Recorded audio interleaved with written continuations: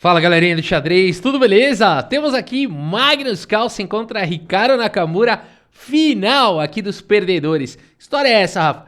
É verdade, né? O Nakamura perdeu lá do Caruana, desceu para a chave dos perdedores, onde o Magnus Carlsen tá fazendo, né? Passando o carro, e agora a gente tem a final. E quem vencer aqui nessa chave dos perdedores vai poder jogar a final contra Fabiano Caruana, né? Então o Nakamura pode voltar, o Carlsen pode voltar, depende de quem vencer aqui o match. As duas primeiras partidas empataram, temos agora Armagedon, aqui entre Magnus Carlsen e Nakamura, naquele formato, é feito um leilão ali e aquele que escolher o menor tempo vai jogar de negras com o menor tempo no relógio, com a vantagem do empate. E dessa vez quem venceu o leilão foi o Nakamura com 9 minutos e alguma coisa. O Magnus Carlsen não quis arriscar jogar com pouco tempo contra o Naka, não. Então o Magnus Carlsen vai jogar com mais tempo aqui contra o Ricardo Nakamura, o Ricardinho.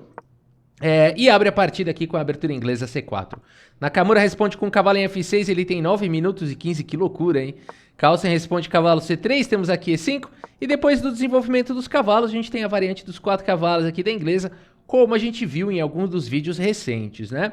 E agora D4, o Magnus Carlsen já busca aí o centro. Se eu não me engano, na partida anterior a gente viu o avanço do peão. Nessa partida segue agora com peão toma, cavalo toma e bispo B4, cravando aí o cavalo. G3, vamos desenvolver o bispo aí na longa diagonal, do jeito que o Magnus Carlsen gosta. Aqui ele jogou sempre essas estruturas, né, contra o Nepo no Mundial. Aqui Roque foi jogado, bispo G2, torrinha E8. Coloca logo esse rei em segurança, Roque jogado pelo Carlsen em H6, evitando aqui a entrada de peças na casa de G5. E o Magnus Carlsen já centraliza o cavalo, ele tá de olho mesmo nesse bispo aqui. O Nakamura sabe disso, ele toma o cavalo, depois de peão toma temos mais algumas trocas e o bispo atacado agora, algo deve ser feito. O Nakamura traz uma proteção aqui pro bispo. Magnus Carlsen segue com o bispo em E3, trazendo uma proteção aqui para o peão, fazendo um bloqueio e também evitando o lance bispo C5. Legal aqui a grande luta entre eles. Nakamura volta o bispo para D6 e aqui tá todo mundo, ó, né? Desapontando o professor lá, né? O professor de xadrez, porque ele tá falando, ó, você não pode tapar aqui, né? Os seus peões centrais aqui. Os dois estão fazendo isso, os dois melhores do mundo, entre os jogadores melhores do mundo. Podemos dizer que são os dois melhores do mundo nesses ritmos rápidos aí? Talvez sim. Muito bem, mas se não forem os dois, com certeza estão entre eles, né? Aqui Magnus Carlsen segue com torre de F em D1, desenvolvendo a torre B6. O Nakamura também não vai ficar com esse bispo aqui para sempre. Dama D2 foi jogado pelo Carlsen. E aqui A5 ganhando espaço na ala da dama. O Carlsen segue trazendo a torre, pressão na coluna semi-aberta, né? Essa coluna aqui ainda tem um peão do adversário, a coluna semi-aberta aqui pro Carlsen. Torre B8 jogado pelo Naka.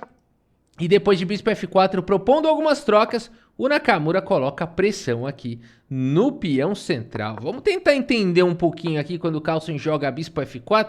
O que está acontecendo? O Carlsen está tentando eliminar o defensor aqui do peão de C7, sabendo que está caindo aqui em E2, então já tem uma calculeira envolvida aqui no lance bispo F4, né?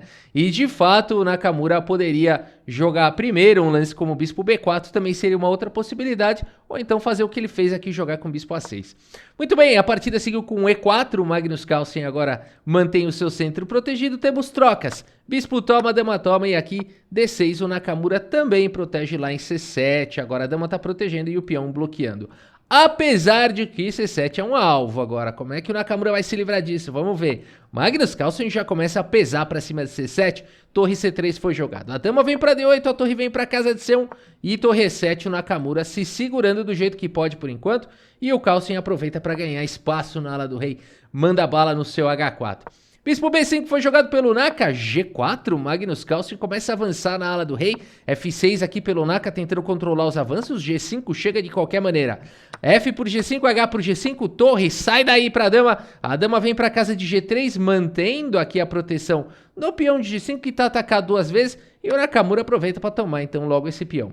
Magnus Carlsen não está preocupado, porque ele tem muita mobilidade. Ele segue com bispo H3, não se preocupando aqui em estar desprotegendo o peão central, que no momento não está atacado, mas buscando forte atividade. E aqui então, o Hikaru Nakamura tem que combater essas ameaças, segue com o único lance da posição bispo D7, um lance que evita bispo E6, mas bloqueia a proteção em C7, e o Magnus Carlsen fala, passa esse peão pra cá, torre por C7. Bispo toma, e agora, hein? Será que toma o bispo? Não, né, galera? Esse lance vem com o tempo aqui sobre a torre. Então, aqui primeiro, torre por F7.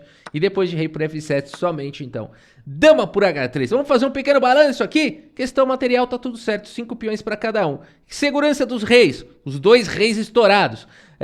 Estrutura de peões aqui. Peões dobrados. Peão atrasado. 1, 2, 3 ilhas aqui. 1, 2, 3. 2 ilhas pro Carlsen. Né? Aqui a gente pode chamar de 1 ilha, 2 ilhas. Então, um pouquinho melhor a estrutura aqui pro Magnus Carlsen, né? Um domínio aqui dessa coluna aberta. Enfim, talvez ligeiramente melhor para as brancas aí por conta dessa atividade maior das peças e uma melhor estrutura de peão. Mas isso é detalhe, né? A partida seguiu aqui com dama em F6 pelo Nakamura. Pressão agora em B2. Magnus Carlsen segue com dama em H7. Que é isso, galera? A partida agora é o seguinte, tá pressionando aqui em G7, tem a entrada da torre chegando, né? E aqui, então, tudo pode acontecer. Por exemplo, se dama por B2 não foi jogado, tem mate em 2 aqui, com torre C7 e cheque. E aqui tanto faz o lance que for jogado, tá vindo checkmate aqui no próximo lance, né? E se fosse rei F6, dama por G7, entregaria checkmate também. Então a posição tem seus perigos, com certeza. Hikaru Nakamura segue aqui com torre F8.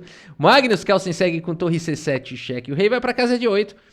E aqui, torre C8 seguiu na partida com cheque, rei E7. E aqui temos trocas, torre por F8, rei por F8, dama H8 com cheque, rei F7. E a dama passa para C8. Uma loucura completa agora vira essa partida. Porque os reis estão expostos, dama dá cheque sem parar, dá cheque para sempre. Tem a ameaça de cheque com peão caindo, pode criar peão passado. Isso aqui é uma loucura. Vamos ver como segue aqui a partida. O Hikaru Nakamura segue centralizando aqui a dama. Ô, Rafa, por que ele não toma o peão logo, né? Seria possível, mas aqui as brancas vão ficar com o peão passado avançado. Provavelmente vão vencer essa partida. Ainda tomam com cheque e tudo mais, né? Provavelmente já teria uma posição vencedora aqui o Magnus Carlsen. Ou seja, não dá pra dar vacilo aqui. A partida seguiu com dama em E5, o Carlsen segue com dama G4, protegendo a sua turminha. Rei G6 foi jogado, rei G2, rei F6 e o Carlsen joga o A4, parando aqui os 2 peões. Rei E7 foi jogado pelo Naka, rei F3, os reis vão à luta, G6, que é isso? Rei E3, aonde vai esse rei? E aqui sempre a dama tem que ficar guardando essa casa, né? Ela tá louca pra capturar esse peão aqui, mas, mais uma vez, não é muito bom, né? Porque qualquer casa que o rei for, vai cair o peão com cheque, esses peões estão bem frágeis também, e as brancas têm um peão passado bastante avançado. Então o tema continua existindo, por isso dama em F6, o Naka mantém a dama guardando aqui a casa de E6, e o Magnus Carlsen segue com rei D3. Rei D8 foi jogado, dama G3, pressiona aqui os peões, o Nakamura tem que ficar protegendo, rei C7 e rei C2 traz a proteção para esse peão. E aqui, rei B7, os reis vão buscando refúgio na ala da dama, que legal, né? Rei B3 foi jogado, dama centralizada aqui, que é isso? Indo para cima. Agora o Naka pensou o seguinte, o meu rei tem proteção, eu vou para cima dos peões. O Magnus Carlsen segue com dama por D6, aceita o desafio, porque agora ele tem um peão passado avançado. Nakamura segue com dama D3, cheque, o rei se esconde, dama C4, cheque, o rei se esconde, dama D3, cheque, o peão protege. E depois de dama D4 aqui pelo Naka, por que ele fez esse lance? Por que ele não tomou aqui o peão logo, né? Mais uma vez, a dama tem que proteger aqui os ataques do Magnus Carlsen. Não é que isso é vencedor nem nada, mas começa a ser um pouquinho preocupante uma posição como essa, né? Por isso o Hikaru Nakamura segue aqui com dama D4, tentando aí parar aqui os peões, né? E por que o Magnus Carlsen não dispara esse peão agora? Porque tá existindo uma ameaça aqui de mate em 1, né? Então, galera, pra vocês verem como são perigosas essas posições, né? E os caras com muito pouquinho tempo no relógio tem que estar sempre atento a tudo. Nakamura ligeiro ameaça agora esse cheque mate em 1. Magnus Carlsen segue com dama C6 cheque, rei A7, dama C7 cheque, rei A8 e a dama volta para C1 aqui para controlar o cheque mate e continua ameaçando os peões. G4 foi jogado, coloca o peão em segurança, dama em E1, Magnus Carlsen dá suporte para o peão e continua segurando a casa do mate. Rei B7 foi jogado e agora é E5. Deixa esse peão pra lá, vamos dar suporte para disparar o peão. Dama por D5, E6, disparando, dama C5, cheque, rei B2, dama E7, tentando parar o peão.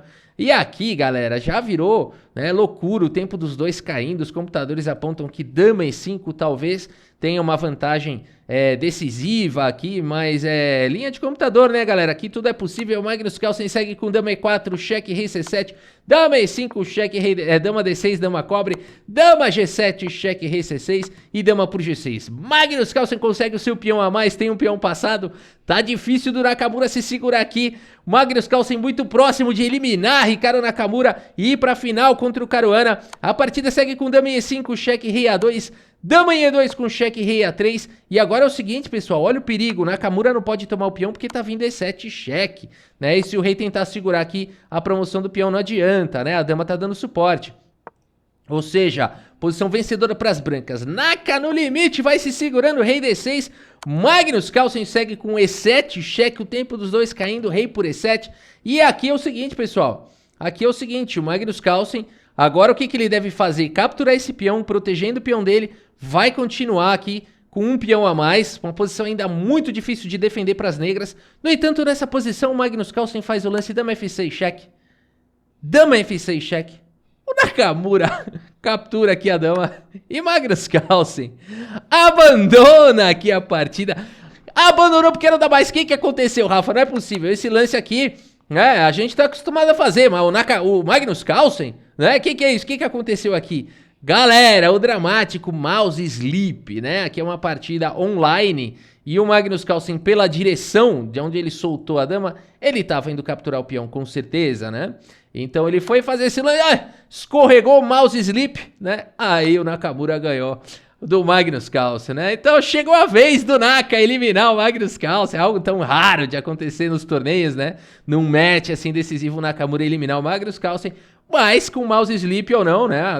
O que importa é que o Nakamura passa agora para a próxima fase aí e jogará a final contra Fabiano Caruana. Uma partida dramática para Magnus Carlsen, uma eliminação dramática aí. E não muito para o Nakamura se orgulhar, mas ele jogou 2 partidas, né? Empatou as outras 2 partidas. Essa partida estava bem disputada também. Certamente não é o melhor jeito de passar no Mouse Sleep, mas como diz o grande mestre Rafael Leitão, até campeonato, até cuspe a distância, vá. Como é que ele fala? Ele fala umas coisas engraçadas, né? É vitória, né? Mas é isso, galera. Espero que vocês tenham gostado aqui da partida e do vídeo. Muito obrigado pela sua audiência. Um grande abraço para todos vocês e até a próxima. Valeu!